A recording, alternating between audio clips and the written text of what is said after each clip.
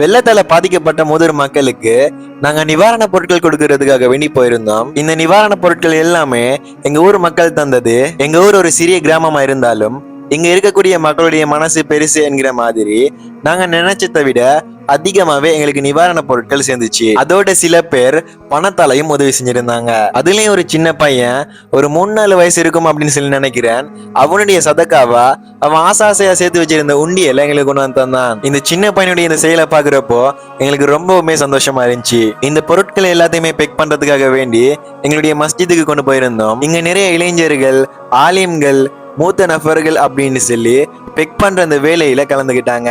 எல்லாருமே ஒத்துமையாவும் சந்தோஷமாவும் கிட்டத்தட்ட ஒரு 60 பார்சல் கிட்ட பெக் பண்ணோம். பெக் பண்ண இந்த பார்சல் அவ்வளோத்தையும் நாங்க காலையில மோதூருக்கு கொண்டு போயிருந்தோம். ஏற்பட்ட அந்த வெள்ளத்தினால அவங்களுடைய நிலைமை ரொம்பவுமே மோசமா இருந்துச்சு.